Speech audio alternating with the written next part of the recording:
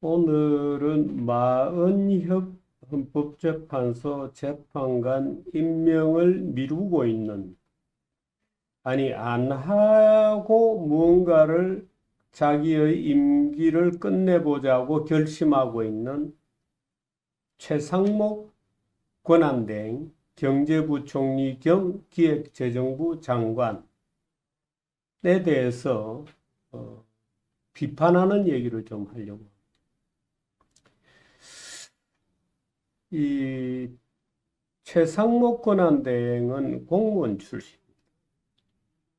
기재부 공무원으로 들어와서 평생을 공무원을 했습니다. 제가 일선에 있을 때,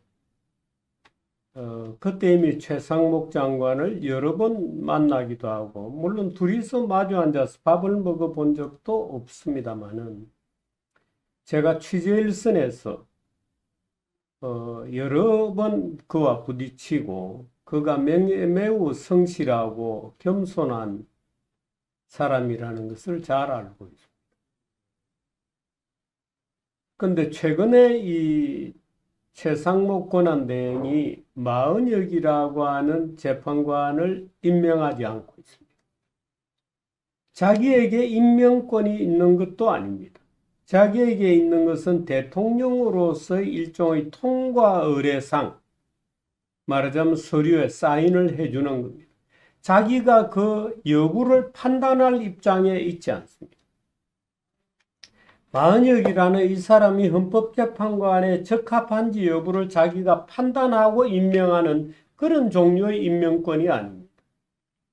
그런데 놀랍게도 헌법재판관이 마은혁 재판관을 임명하라는 판단을 내렸는데도 불구하고 임명을 하지 않고, 말하자면 헌법재판소의 판결에 저항하고 법의 명령에 저항하고 있는 것입니다.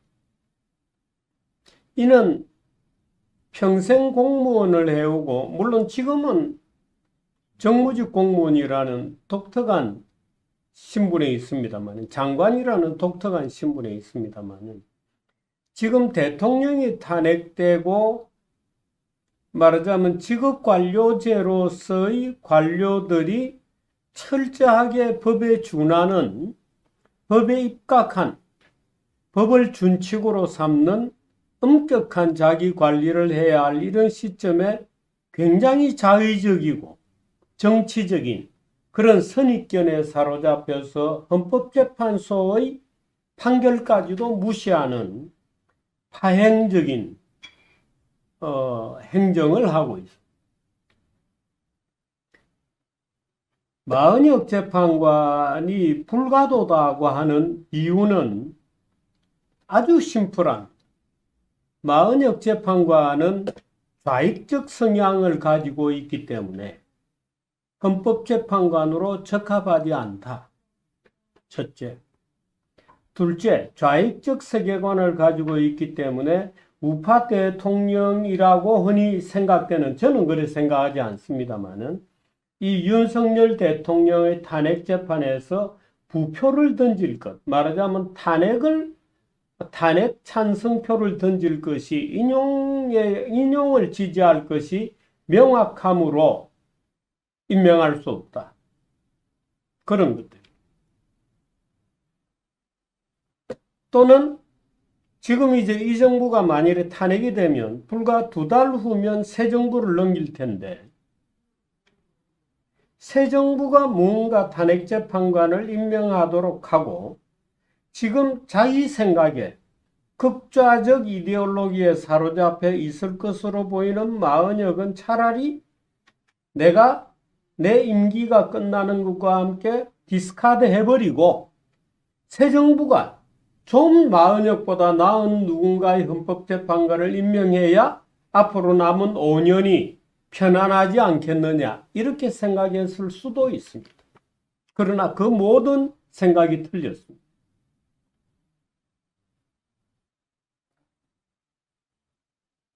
최상목 권한대행이 갖는 임명권이라는 것은 이렇습니다. 헌법재판관은 9명으로 구성이 됩니다.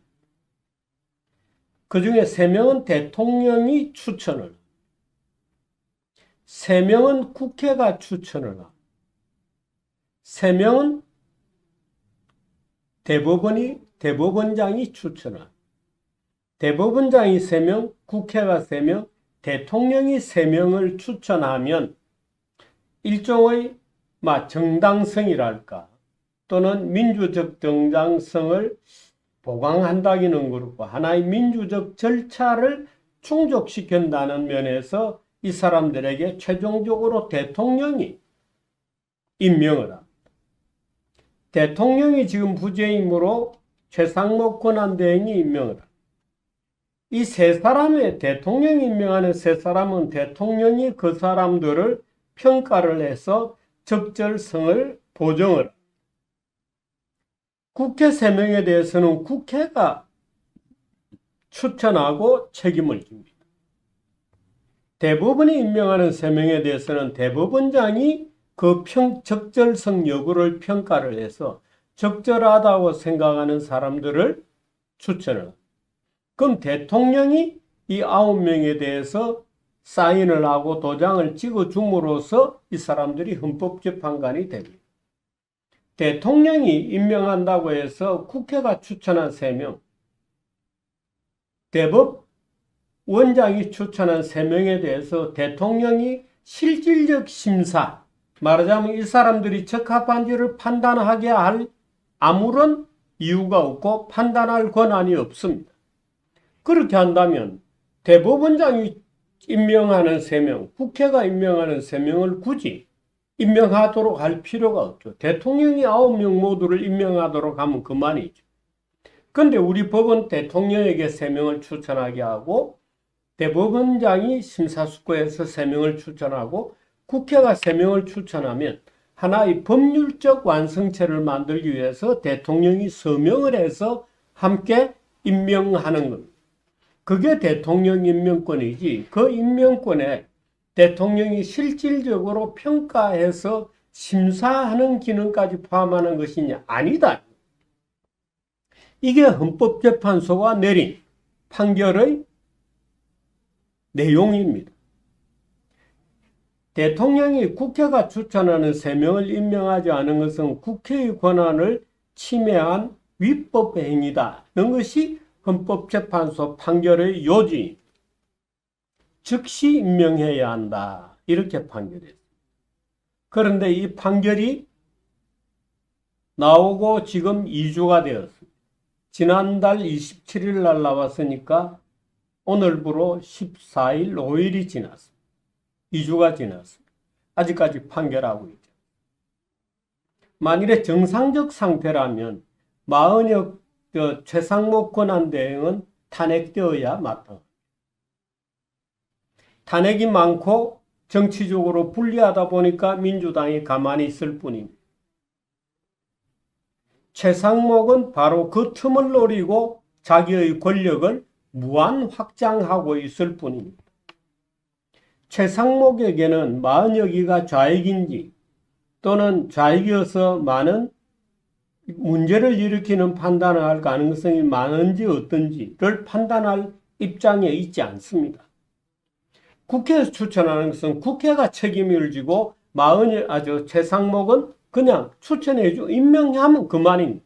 그 책임은 누가 지네요? 국회가 지는 거예요. 대법원장이 임명한 3명에 대한 책임은 국회의장이 지는 거예요. 대법원장이 지는 거예요. 지금 최상목은 마은혁에 대한 실질적인 마치 심사권이 자기에게 있는 것처럼 행동하고 놀라운 오만이죠. 저는 최상목이라는 아주 성실하던 공무원이 그동안 무엇을 해왔길래 최고직에 오른 지금 놀라운 저런 헌법재판소의 판결까지 뭉개고 무시하는 놀라운 판결을 지금 하고 있는가? 놀라운 어떤 권력의 행사를 지금 보여주고 있는가? 왜 그런가?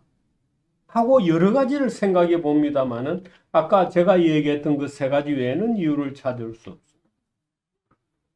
최상목은 지금이라도 마은혁에 대한 임명 절차를 밟으시기를 권합니다.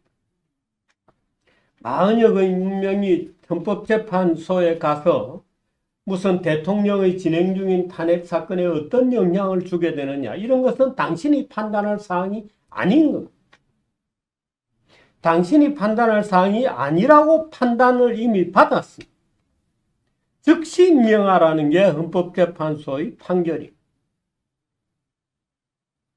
아니, 대통령 권한 대행까지 이 정치적 권한 분쟁, 정치적 권한 분쟁이 폭발하는 이 시점에서 대통령 권한 대행까지 나도 내 권력을 무한 확장해서 이 싸움에서 한몫을 끼어들겠다고 하면 도대체 이 나라 꼴이 어디로 가는 거예요? 당신이 지금 이 대통령 탄핵 문제로 국회 권력과 대통령의 권력이 무한 충돌해 있는. 그래서 지금 우리 국민 모두는 헌법재판소의 판결을 기다리고 있어요. 이 와중에 권한대행이라는 자까지 나서서 무한의 눈치를 보고 윤석열 대통령에게 이게 불리할까 유리할까 무한의 눈치를 보고 또는 무슨 지시를 받는지조차도 의심스러워. 이런 말하자면 무결정의 결정을 내리고 있는 이런 상황을 국민들로서는 도저히 더는 보고 있을 수 없다. 어떤 때는 머리가 모자라는 헌법재판관이 될 수도 있고 어떤 때는 지극히 영면하고 예민한 그런 분이 헌법재판관이 될 수도 있다. 그러나 그건 네가 판단할 문제가 아니다. 죄송하지만 이거는 네가 판단할 문제가 아니다. 국회에서 판단할 문제고 대법관이 판단할 문제. 대통령 권한 대행이라는 자까지 그것도 전문적으로 공무원의 훈련을 받아온 그 마지막 국면에 이렇게 반국가적인 반헌법적인 제멋대로 설명할 수 없는 자의성이 개입되어 있는 이런 자의적 행정의 결론에 이르고 있다. 최상목이. 세상이 놀랄 일 아닐까요? 최상목 권한대행은 오늘 저녁이라도 임명 절차의 서류에 서명을 함으로써 행정공무원의 대미를 장식하기를 바랍니다. 공무원 생활의 마지막에 너무나도 큰 오점을 남기지 않기를 진심으로 당부합니다.